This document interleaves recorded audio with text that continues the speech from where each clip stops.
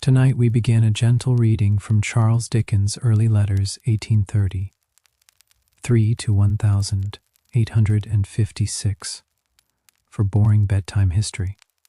Settle in as we drift through the earliest notes and moments of a young writer finding his way.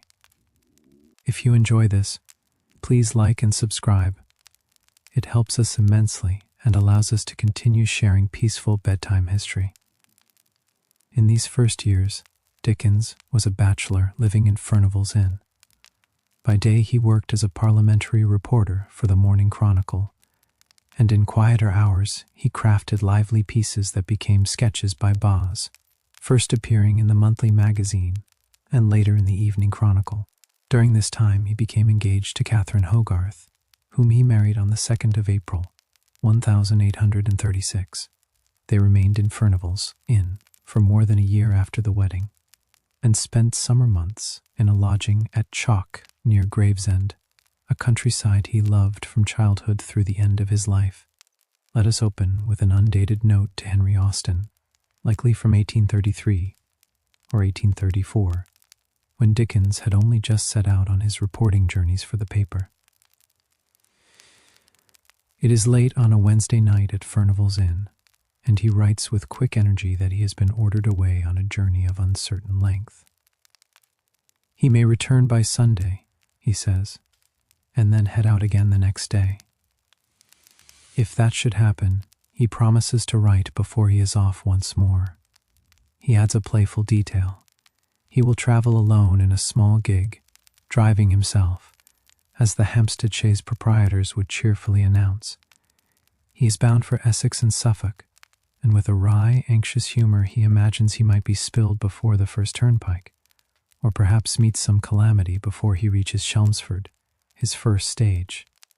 He is bound for Essex and Suffolk, and with a wry, anxious humor he imagines he might be spilled before the first turnpike, or perhaps meet some calamity before he reaches Chelmsford, his first stage.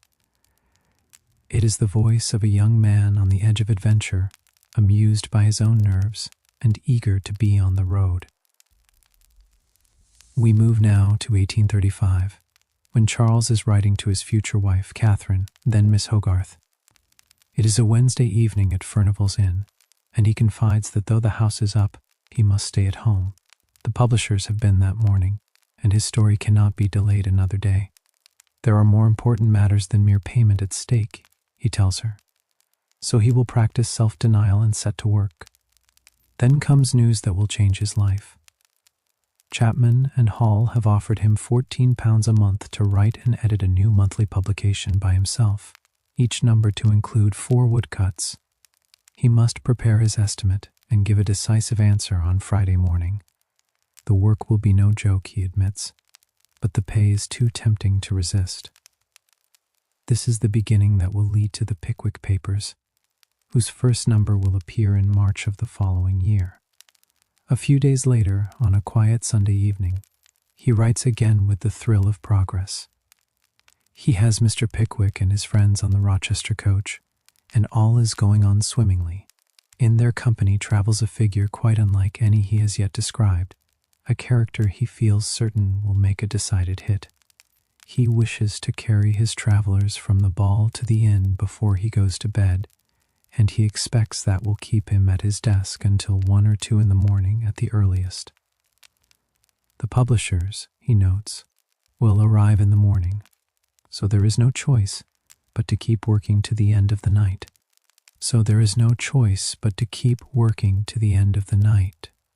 The unnamed character who delights him will soon be known to the world as Jingle, and with him the Pickwick Papers will step lively into public favor. In these letters, we can feel a young writer between the press bench and the candlelit desk, moving from hurried journeys in a gig to the careful architecture of a new monthly tale. We see his diligence, his humor, and his sense that something important is about to begin, even as he steals time between duty and love, between the house rising and the publishers knocking at his door. From the commencement of the Pickwick Papers and the beginning of Charles Dickens' married life began his true literary life, and a sudden fame that reached far beyond his own land. In that same season he planted friendships he would cherish all his days, friendships that endured until death. Among them were ties with men of the theatre, and letters to Mr. Macready and Mr. Harley belonged to this time. In January 1837, he was living in Furnival's Inn, where his first child, a son, was born. It proved an eventful year in many ways. In March he removed to Doughty Street, and there he met the first great grief of his life. His young sister-in-law, Mary Hogarth, to whom he was deeply attached, died very suddenly at his house on the 7th of May. When autumn came, he took lodgings at Broadstairs. It was his first visit to that pleasant little watering place, and he grew fond of it, returning with his household for many autumns in succession. Through that year the monthly parts of Pickwick continued until November, when the last number appeared. Through that year the monthly parts of Pickwick continued until November, when the last number appeared. Long before Pickwick was completed, he had already begun Oliver Twist, which came out in monthly portions in Bentley's Miscellany. During the same busy span he edited for Mr. Bentley The Life of Grimaldi, the celebrated clown. For that book he wrote only the preface, while he altered and rearranged the autobiographical manuscript that Mr. Bentley possessed. About this date he wrote to Mr. Harley on a farce called The Strange Gentleman, founded on a sketches piece known as The Great Wingleberry Duel. It was produced at the St. James Theatre under the management of Mr. Braham, and the only other piece he wrote for that house was an operetta, The Village Coquettes, with music by Mr. John Hulla. From 48 Doughty Street, on a quiet Saturday morning, he considered the terms on which he might sell to Mr. Braham the acting copyright in London of an entirely new piece for the St. James Theatre. He judged that a single act of about 1 hour would be worth £100. For a new piece in 2 acts he would require £150. He added that he set the payment below the mark of the value of his time in writing, and that if these terms were beyond inclination or the ability of the theatre, the matter could rest without harm. He asked Mr. Harley to lay this proposal before Mr. Braham, and there he let the question gently stand. From the same address, on a peaceful Wednesday evening, he planned a small dinner at the Prince of Wales in Leicester Place, Leicester Square, at 5 for 1/2 precisely. Only Talfourd, Forster, Ainsworth, Jerdan, and the publishers were to be present. Only Talfourd, Forster, Ainsworth, Jerdan, and the publishers were to be present. It was to mark the conclusion of his Pickwick labors, and he meant to offer one of the first complete copies of the work before Mr. Macready took that pleasant roll upon the grass he had spoken of. He invited him with warmth, yet did not press him, knowing too well the many anxieties that bore upon him. If rest and quiet were needed, he would prefer that choice, and still he assured him of an affectionate and faithful regard. Thus the circle of friendship drew close around the young author as the old year faded. Then 1838 came in. In February of this year, Charles Dickens set out with his friend and the illustrator of most of his books. Mr. Hablot K. Brown, known as Phiz, set out to see for himself the state of the Yorkshire schools, and what he found helped shape pages that would later appear in Nicholas Nickleby. In the early summer, there was a cottage at Twickenham Park. August and September were spent by the sea at Broadstairs. Then, in the late autumn, came another bachelor tour with Brown through England, with first visits to Stratford, on Avon, and Kenilworth. February brought the first number of Nicholas Nickleby. He worked steadily through the year, sending each part for the next month, never once ahead of time, unlike his habit in most later periodicals. From Twickenham Park, he wrote to Mr. Thomas Mitten, an old schoolfellow and later his solicitor, setting down the wishes for his first will. John Forster, friend of nearly all his life, was named executor then and remained so to the last, and was called to act only 3 years before his own death. John Forster, friend of nearly all his life, was named executor then and remained so to the last, and was called to act only 3 years before his own death. There was also a single letter to Mr. Justice Talfourd that has been preserved, though the friendship itself was close and the correspondence constant. Another reply went to a little boy, Master Hastings Hughes, who wrote with earnest views on how the characters in the tale should be rewarded or punished as the story neared its end. That message came through the Reverend Thomas Barham, author of the Ingoldsby Legends. And near the close of the year 2 letters to Mr. Macready spoke of a farce Dickens had written, thought perhaps to suit Covent Garden Theatre under Mr. Macready. Now the road turns north to Greta Bridge, and a quiet letter to his wife unfolds the journey. It is Thursday, the 1st of February, 1838. He worries the post will run late through that lonely place in the small hours. Yet he writes at the first safe halt, placing any delay upon the mail and not upon himself. He tells how they reached Grantham between 9 and 10 on Thursday night and found a welcome at the best inn he had known. An elderly lady who had ridden outside all day and came in near dinner time proved to be the mistress of a Yorkshire school returning from a holiday in London. She carried a long letter for one of her boys, a stern counsel from a father who wished the lad to eat his boiled meat, strengthened with many texts of Scripture. She was very talkative and took much brandy and water, and by evening she sank into a heavy sleep, and there they left her to rest. She was very talkative and took much brandy and water, and by evening she sank into a heavy sleep, and there they left her to rest. At early light they rose again and went on by the Glasgow mail, paying the stout fare of £6 for 2 places inside. A droll fellow traveller shared the coach until evening, and for 20 miles a maid in service to a lady rode with them, begging that they keep watch at the windows for her carriage.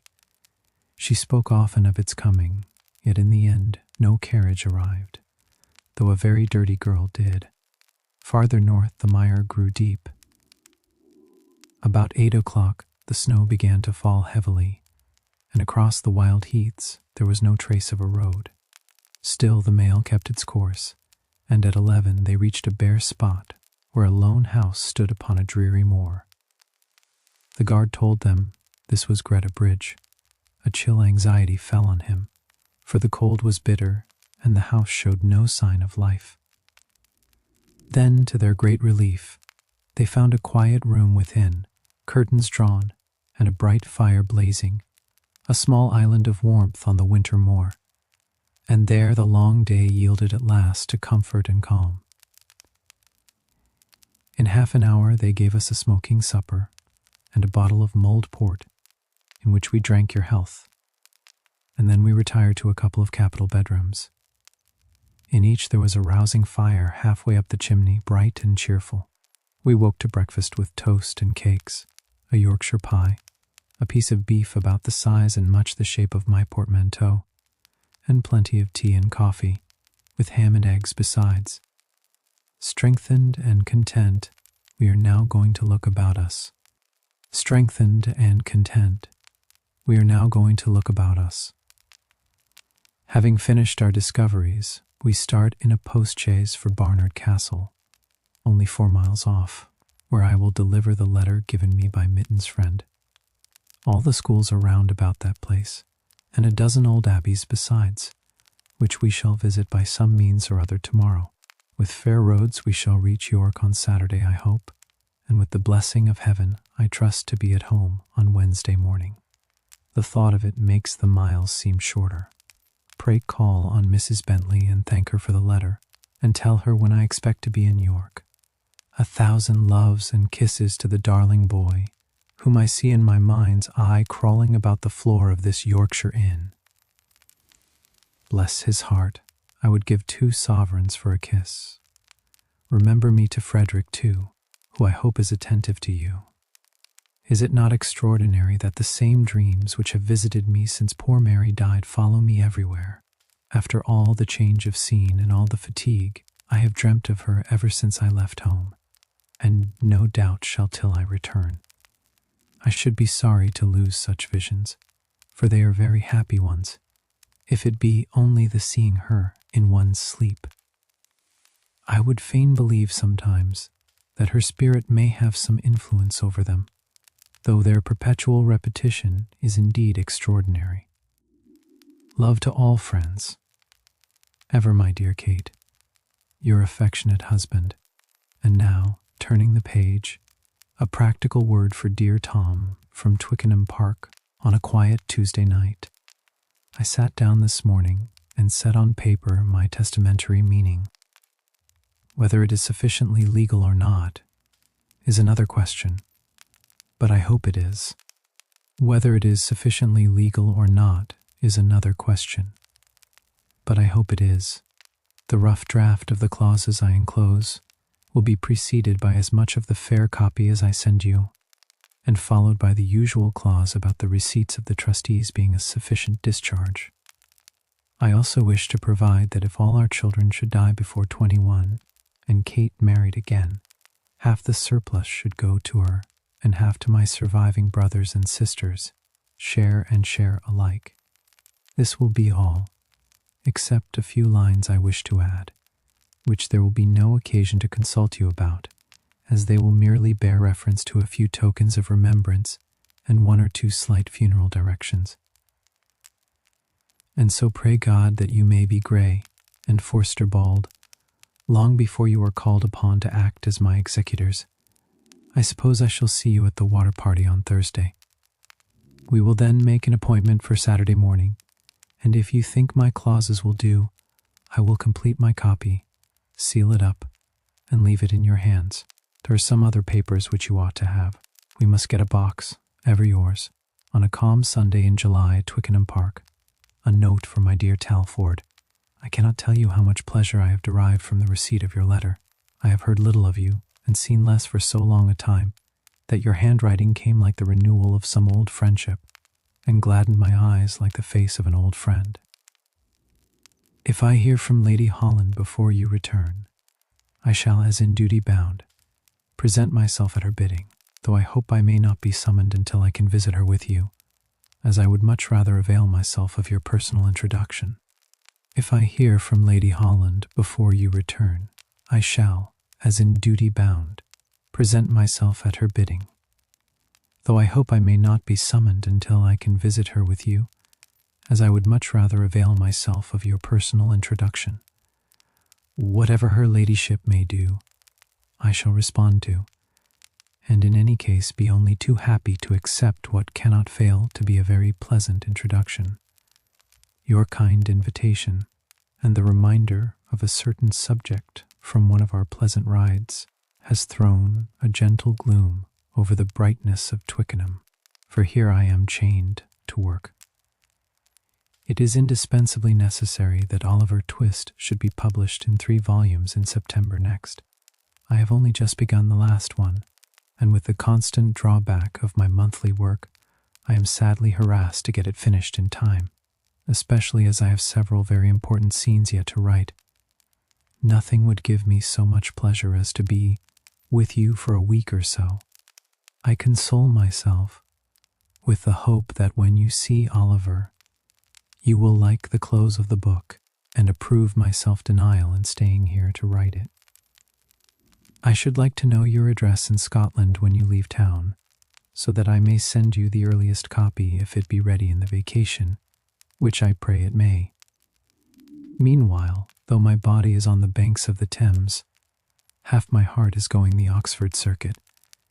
Mrs. Dickens and Charlie send their best remembrances. The latter expresses some anxiety relative to the copyright bill, in which he conceives himself interested. With hearty wishes that you may have a fine autumn, which is all you want, being sure of every other means of enjoyment that a man can have, I remain ever faithfully yours, with hearty wishes that you may have a fine autumn, which is all you want, being sure of every other means of enjoyment that a man can have. I remain ever faithfully yours. I hope you can spare a moment now and then to glance at Nicholas Nickleby, and that you have as yet found no reason to alter the opinion you formed on the appearance of the first number. You know, I suppose, that they elected me at the Athenaeum. Pray thank Mr. Surgeon Storks for me.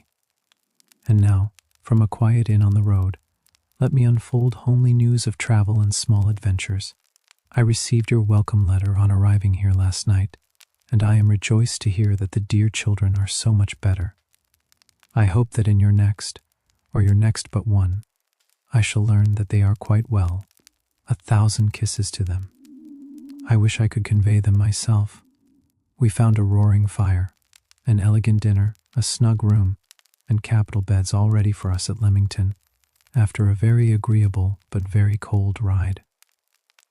We started in a post-chaise next morning for Kenilworth, with which we were both enraptured, and where I think we must have lodgings next summer.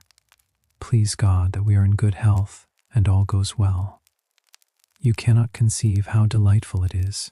To read among the ruins in fine weather would be perfect luxury.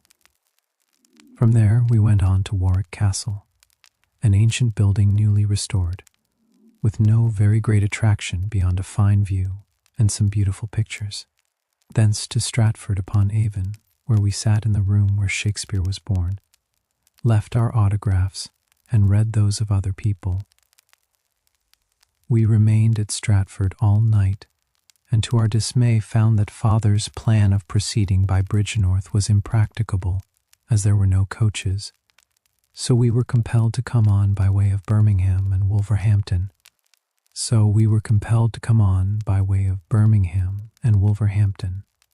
We started at 8 o'clock through a cold, wet fog, and when the day cleared we traveled through miles of cinder paths and blazing furnaces and roaring steam engines. It was such a mass of dirt and gloom and misery as I had never before witnessed. We were pretty well accommodated on our arrival at 4:30. Now we set off in a post-chaise to Llangollen, 30 miles, where we shall remain tonight, and where the Bangor mail will take us up tomorrow. Such are our movements up to this point, and when I have received your letter at Chester, I shall write again and tell you when I shall be back. I can say positively that I shall not exceed the fortnight. I think it very possible that I may return a day or two before it expires. The thought of home makes the road seem shorter. We were at the play last night, a bespeak with the love chase, a ballet with a phenomenon, divers songs, and a Roland for an Oliver. It is a good theatre, but the actors are very funny. Brown laughed with such indecent heartiness at one point of the entertainment that an old gentleman in the next box became violently indignant. The bespeak party occupied 2 boxes, the ladies full dressed, and the gentlemen, to a man, in white gloves with flowers in their buttonholes. It amused us mightily, and it was very like the Miss Snevillici business. My sight has been very bad since I left home, although I have been careful not to drink much, remaining as abstemious as usual. I have not eaten any great quantity, having little appetite. With rest and quiet, I trust it will soon mend. With rest and quiet, I trust it will soon mend. He suffered such an ecstasy of pain through the night at Stratford that by yesterday he felt half dead. At last he took a dose of henbane. The effect was strangely delicious. He slept soundly, without uneasiness. In the morning he was much better. He found that the henbane had not clouded his head, though before he had felt it both exhilarating and yet sleep-giving. Had he not improved, he would have turned back to Birmingham and come straight home by the railroad. As matters stand, he hopes to finish the trip and longs to be back with his darling and sweet Babs. He sends blessings home and signs himself the most faithful and affectionate husband. Then, in Doughty Street, a lively young friend sent playful news to a respected sir. He boasted that he had given Squeers 1 cut on the neck and 2 on the head, at which Squeers was surprised and began to cry, just as a coward would. The boy then wrote that he had done as he was told about the lamb and the 2 sheep for the little boys. They also had some ale and porter and a bit of wine. He was sorry no choice of wine had been named, so he gave them sherry. They liked it very much, except for one boy who was a little sick and choked a good deal. That one had been greedy, he said, and perhaps it went the wrong way, which served him right in the young writer's judgment. Nicholas had his roast lamb as directed, but could not eat it all, and asked that the rest be hashed the next day with some greens, which he loved very much, and so did the writer. Nicholas preferred his porter cold, because he thought heat spoiled the flavor, so cold it was. You should have seen him drink it, the note went on, for it seemed he would never stop. You should have seen him drink it, the note went on, for it seemed he would never stop. 3 pounds and 6 were given to him to make the gift seem more, and Nicholas said at once that he would give more than half to his mamma and sister and divide the rest with poor Smike. The young friend called him a good fellow for that, and offered to defend his honor against any who said otherwise. Fanny Squeers, he said, would be attended to without fail. The drawing of her was very like, except that the hair was not quite curly enough. The nose was particularly like, and so were the legs. She was a disagreeable creature in his eyes, and he hoped the likeness would make her cross, which he believed his correspondent would approve. He meant to write a long letter, but he found he could not write fast when he liked the person he wrote to, because thinking of them slowed his hand. It was 8 o'clock at night, and he always went to bed at 8, except on his birthday when he sat up to supper. So he sent love to his friend and to Neptune, and asked that his health be drunk every Christmas Day, promising to drink theirs in return. As a playful postscript, he added that though his signature was not very plain, they would know what it was. Then, on a Monday morning in Doughty Street, another letter formed itself to Mr. Macready. The writer said he had not seen him for the past week, because he had hoped next time to bring the lamplighter in hand. It would have been finished by now, but he had felt compelled to set to work first on Nickleby, on which he was then engaged. He regretted that after close and arduous work the previous month, he found he could not write as quickly as usual. He regretted that after close and arduous work the previous month, he found he could not write as quickly as usual. He must finish it at the latest by the 24th, which he called a doubtful comfort, and the moment it was done he would turn to the farce. He dared not name a day, but pledged that it would be ready within the month. He asked that this promise be trusted and calculated upon. He sends a little farce he once wrote for Harley when he left Drury Lane, a piece in which Harley played through some 70 nights, and the best thing that actor does. If it should suit, any local or passing allusions could be changed with ease. He is gratified by the inquiry, and says that if time matched his inclination, he would write on and on, farce after farce, and comedy after comedy, until at last there came one that would run. He asks only that his good intentions be believed, for his goodwill toward his friend and the great undertaking is deeper than words can show. Soon after, he urges that the farce be withdrawn at once, and he thanks his friend heartily for conduct as kind as it is manly. Few would have done the same, he believes.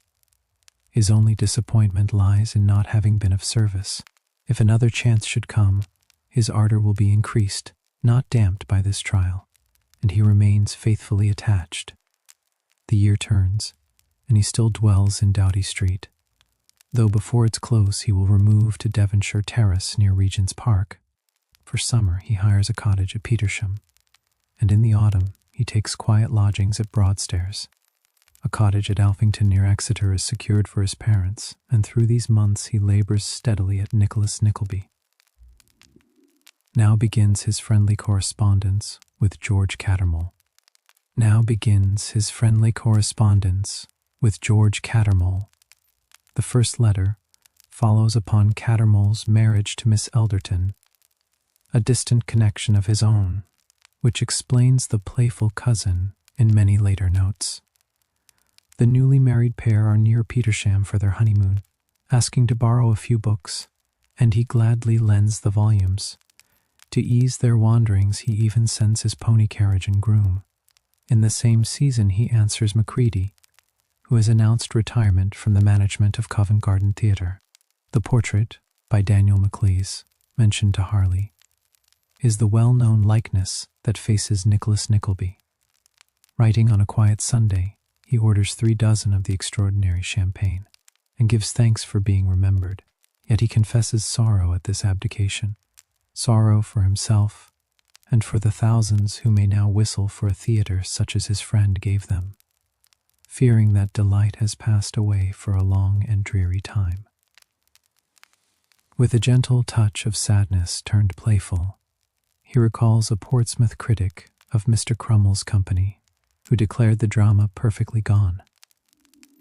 He likens his mood to that strange hour at a dear friend's funeral, when an undertaker may, against reason, appear comical. So he receives the news with a kind of ghostly facetiousness, but he finds consolation in the thought that, freed from painful duties, his friend may turn to pursuits more congenial and move more easily and pleasantly among those who care for him. Of all your friends, none is prouder of the name, nor more grateful for the store of delightful recollections gathered since boyhood. And so the thoughts turn quietly to the next errand, a simple walk that led to a happy find. In the very first walk, I took a cottage at a place called Alphington, 1 mile from Exeter. In the very first walk, I took a cottage at a place called Alphington, 1 mile from Exeter. It holds, on the ground floor, a good parlor and a kitchen, and above, a full-sized country drawing room and 3 bedrooms. In the yard behind are coal holes, fowl houses, and meat safes in good number, with a neat little range in the kitchen, and sound stoves and cupboards in the other rooms. All this for £20 a year, taxes included. Beside the house lies a good garden, well stocked with cabbages, beans, onions, celery, and some flowers. The stock belonged to the landlady who lives in the next cottage, and there was a doubt whether she might claim half the produce. But I set the matter at rest by paying 5 shillings and became master of the whole. I am quite charmed with the place and with the beauty of the country round about, though I have not seen it under very kind skies. It snowed this morning, and yesterday the east wind blew bitterly. Still, it is truly delightful, and when the house is to rights and the furniture in, I shall be almost sorry to leave it. Some few things are second-hand, but I take it that £70 will cover all, even so, in that I include glass and crockery, garden tools, and such small matters. There is, of course, a spare bedroom, and that I have furnished too. I am on terms of the closest intimacy with Mrs. Samuel, the landlady, and with her brother and sister-in-law, who have a little farm nearby. They are capital specimens of country folk, and I really think the old woman herself will be a great comfort to my mother. Coals are dear just now, 26 shillings a ton. They found me a boy to walk 2 miles out and back to order some this morning.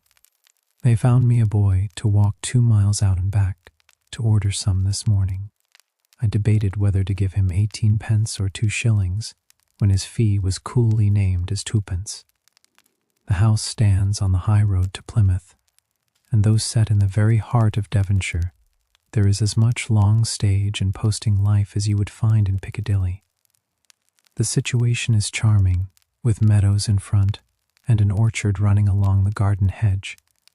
Behind rise richly wooded hills, and to the left the hill of Exeter lifts its cathedral towers into the sky in the most picturesque manner. I do not think I ever saw so cheerful or pleasant a spot. The drawing room is nearly, if not quite, as large as the outer room of my old chambers in Furnival's Inn. The paint and paper are new, and the place is clean as the very excess of snowy cleanliness can be. You would laugh to see me bargaining with the upholsterer, seeking all manner of reductions and wonderful arrangements. He has by him 2 second-hand carpets, and the important ceremony of trying them comes off at 3 this afternoon. I am perpetually going backwards and forwards. It is 2 miles from here, so I have plenty of exercise, and that keeps me busy and prevents loneliness. I stayed at home to read last night, and shall again tonight, though the theatre is open. Charles Keene has been the star these last 2 evenings. He was staying in this house and went away this morning.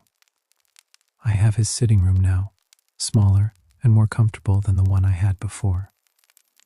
I have written to my mother to come down tomorrow, for there are many things she can make comfortable, at much less expense than I could.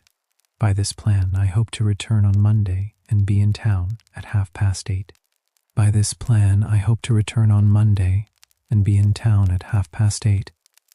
Will you tell my father that, if he can devise any means of bringing him down, I think it would be a great thing for him to have dash, if it be only to keep down the trampers and beggars. I send a check in due course. And with these matters set in train, my thoughts turn gently toward another friend and another quiet morning at Petersham. To dear Cattermole, I wonder why the volume Peveril lingers on my dusty shelves in town, while my fair cousin and your fair bride remain in blissful ignorance of its merits. There it is, I grieve to say, but there it shall not be long. I shall visit my other home on Saturday morning, bring the book down, and forward it the moment it arrives. Not having many of my books here, I can think of nothing more suitable to your purpose than a carpet-bag sent with this, full of companions for a quiet hour. Within it lie the Italian and German novelists convenient to take up and lay down again, for I suppose you will not read long at a sitting. There are also Leigh Hunt's Indicator and Companion, which share the same merit, Hood's Own Complete, A Legend of Montrose, and Kenilworth, which I have just been reading with greater delight than ever. So I conclude others will be equally taken with it. I have Goldsmith, Swift, Fielding, Smollett, and the British essayists handy, and you may have them as well if you like. You know all that my heart and soul would say on the happy event of yesterday. But you do not know how I could dwell on the delightful recollections I have of your good lady's charming looks and bearing, about which I discoursed here most eloquently last evening, and at some length. But you do not know how I could dwell on the delightful recollections I have of your good lady's charming looks and bearing, about which I discoursed here most eloquently last evening, and at some length. As I suspect that she may be looking over your shoulder while you read, and as I would wager you have glanced round twice or thrice already, I will content myself with sending you both my warmest affection. He closed with the assurance that he was ever heartily hers and yours. His man, with his charge your man while you stayed there, waited to know if there were any orders. And with that domestic note, the scene turns to Elm Cottage at Petersham near Richmond in late June of 1839, where he wrote to dear Harley. He had left his home and been there since the end of April, and would likely remain until the end of September, which explained their long separation. He was sorry he could not dine on Sunday, for visitors were expected, but hoped for better luck next time. He was on the point of writing to ask if Harley would come down the next Saturday, meaning a week from tomorrow, and stay until Monday. He would call for him at the theatre at any time named, or send for him, punctual, and have him brought down. Could he come if the weather were fine, and would he say yes by post? He had countermanded that earlier face. Maclise had made another portrait of him, which all who saw it declared astonishing. The engraving would be ready soon, and he preferred Harley to have that one. In great haste to save the post, he sent his faithful regards. Then, with a gentle shift of place, we find him at Doughty Street on a Monday morning, answering Mr. Longman. Then, with a gentle shift of place, we find him at Doughty Street on a Monday morning, answering Mr. Longman. On Friday there was to be a family dinner at home. Uncles, aunts, brothers, sisters, cousins, an annual gathering. By some odd fatality, the invitations always seemed to arrive for the wrong day. While tracing this little non-consequence to its cause, he asked that Mr. Sidney Smith be told that of all the men he had heard of and never seen, he had the greatest curiosity to see him and the greatest interest to know him. With compliments sent home, the letter closed. Soon after, from Petersham on the 26th of July, 1839, he turned to dear Macready. "Fix your visit for whenever you please," he wrote in spirit, "for it could never bring anything but delight to see you. It is better to look forward to such a pleasure than to look back upon it. For the last enjoyment is with us all our lives, and the first only for a few short stages in the journey." He felt more true and cordial pleasure than he could express in the request Macready had made. Anything that might serve to commemorate their friendship and keep the recollection of it alive among their children would be most deeply prized by him, and always. And so the warm promise lingered in the quiet rooms, like the glow of a lamp before sleep. He accepted the office with hearty and fervent satisfaction, and to make the pleasant bond between them more complete, he asked his friend to become godfather to the last and final branch of a genteel small family of 3. The child was looked for in that auspicious month when Lord Mayors are born and guys prevail. He took it as a bargain between them, and in spirit he had shaken hands upon it. Family topics brought Mr. Kenwigs to mind. As the weather was wet, and as Mr. Kenwigs was soon to make his last appearance upon the little stage, he sent Mrs. Macready an early proof of the next number, containing an account of the baby's progress. He was also preparing to send something else on Monday, a tragedy. There was no cause for alarm, for he had not written it, and he did not wish it acted. A young Scotch lady, unknown to him yet evidently intelligent and accomplished, had sent a translation of a German play, asking his aid and advice for its publication. Among a crowd of Germanisms, there were many things so very striking that he felt sure it would amuse his friend as it had amused him. He meant to return it to her when he came to Elstree, which would be time enough, and in the meantime, if a couple of hours were bestowed upon it, they would not be thrown away. It was a large parcel, and he must keep it until somebody went up to town and could book it by the coach. He warranted it readable in 2 hours, and he very much wished to know what his friend thought of the first act, especially the opening, which seemed to him quite famous.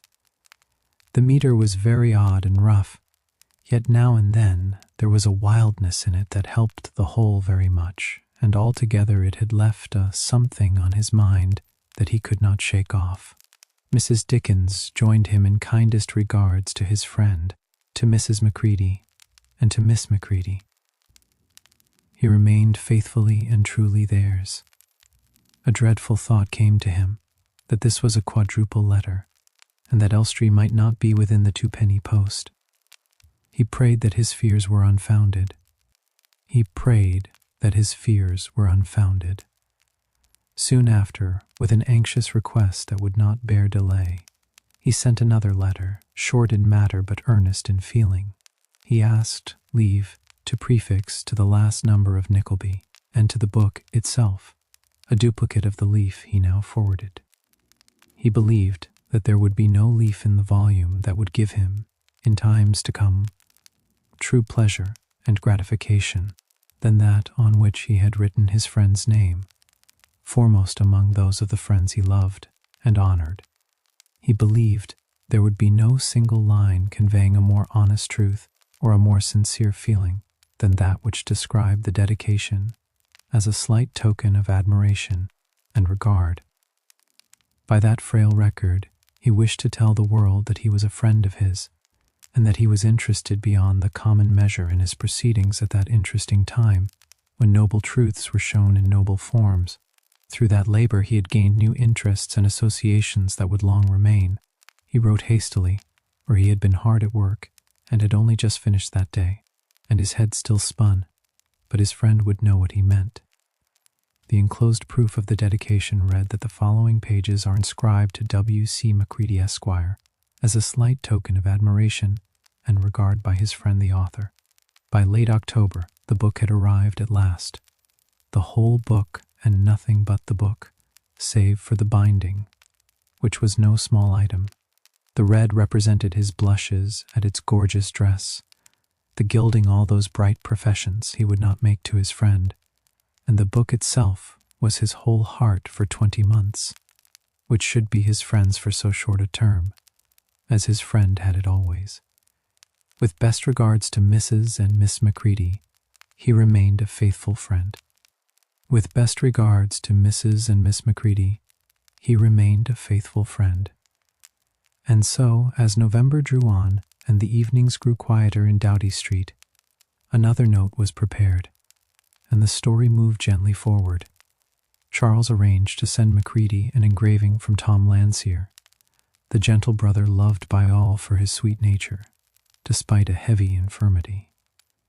Tom had made the plate from a picture by his brother Edwin, and wished it to reach the great actor as a small tribute from one who could not hear the voice that moved him, yet felt its power in his heart. Shy and delicately minded, he held back from calling in person.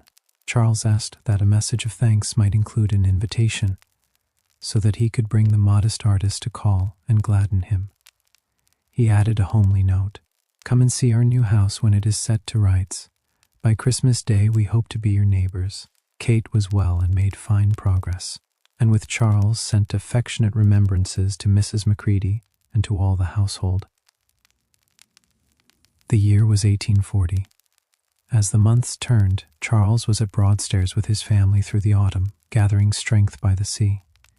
His days were full with his periodical Master Humphrey's Clock, in which the tale of the old curiosity shop would soon unfold. Many letters passed to George Cattermole about the drawings for that story, and an earlier note of March told of the short papers he had written for the clock before the tale began. In that same busy year came his first surviving letter to Daniel Maclise, a dear friend whose company he cherished. "Another only would be kept, and the rest are lost to us, like footprints blown from the sand. Another only would be kept, and the rest are lost to us, like footprints blown from the sand." Then, on Monday, January 13th, 1840, at Devonshire Terrace, he wrote to Cattermole with a plan that felt both bold and carefully weighed. A fresh work was in hand. The first number would appear on Saturday, the 28th of March, and because copies must cross to America and Germany, the writing had to run well in advance. He had already begun on the previous Saturday, eager and intent. The publishing plan would be new as well. Not monthly only at a shilling, but weekly parts at 3d and monthly parts at a shilling. He hoped this would outpace imitators and lend a bright air of novelty. The scheme of the fiction was new, designed to hold a wide variety of tales, and the title was Master Humphrey's Clock. He wished even the look of the pages to be fresh and inviting, so he turned to the pictures. No separate plates this time, but woodcuts placed within the text. He asked if Cattermole would make a small sketch. Indian ink would be enough, about the size of a modest scrap. The subject was an old quaint room with Elizabethan furniture, and in the chimney corner, an extraordinary old clock, the clock of Master Humphrey, with no figures present. It would stand at the head of the opening page. He asked also what the charge would be, and whether, should the work prosper, Cattermole might like to repeat the task at regular intervals. He meant to invite Maclise too, and promised that the drawing on wood and the cutting would be done in first-rate style. Past success led them to hope for a great sale and a wide popularity, and the notes in his head promised a wealth of good subjects. He longed to talk the matter over face to face. "Choose the time and place," he wrote, "at my house, at yours, or at the Athenaeum, though mine would be best for the papers lie here. Share a simple meal on Tuesday or Wednesday, and I can tell more in 2 minutes than in 20 letters. He smiled that he had tried to make his writing as plain and businesslike as needed. All was to be kept a deep secret, for otherwise there would be 50 Humphreys in the field. He asked for a line in reply, and sent his warm remembrances to Mrs. Cattermole, a courteous bow across the page as plans for the clock began to chime. With faithful warmth I wrote again to my dear Cattermole, saying that the drawing was most famous, and that the publishers agreed, for I sent it to them today. Brown was eager to do him justice in the copying, and if any plan arose to help in that work, I would pass it on at once. Thinking he might like to see the copy on the block before it was cut, I asked Chapman and Hall to send it to him. In the future, I would make sure he had the number in hand, so that he might choose his subject. I ought to have done so already, but I was very anxious that he should do the room. As for accounts, the shortest plan would be for me to send the customary sum at regular times. If he preferred to keep account with the publishers, they would be happy to begin it in whatever way and time he pleased. On looking over the works of the clock, I was moved to make a slight change in their order, and so the tale of John Podgers would wait a while. In its place would stand the shorter story already in his hands, the one that tells of the assassination of a young gentleman under circumstances of peculiar aggravation. In its place would stand the shorter story already in his hands, the one that tells of the assassination of a young gentleman under circumstances of peculiar aggravation. I asked him to make this the feature of number 3, and since time was pressing, to shape a subject from it, rather than merely seek one within it. I would not have altered the plan or troubled him, save for weighty and steadfast reasons in which caprice held no share. He might be sure that Chapman and Hall would never trouble him without real and pressing occasion, and that their word in such matters could be trusted. The room of Master Humphrey came out most admirably, and I heard glowing accounts of his second design. I had not imagined anything so good, considering both the material and the speed. As a small postscript, I added that the new number 3 tale begins with a soldier who holds a lieutenant's commission in His Majesty's army and has served abroad in the campaigns of 1677 and 1678. For the present it carries no title. That much would guide the hand and the eye.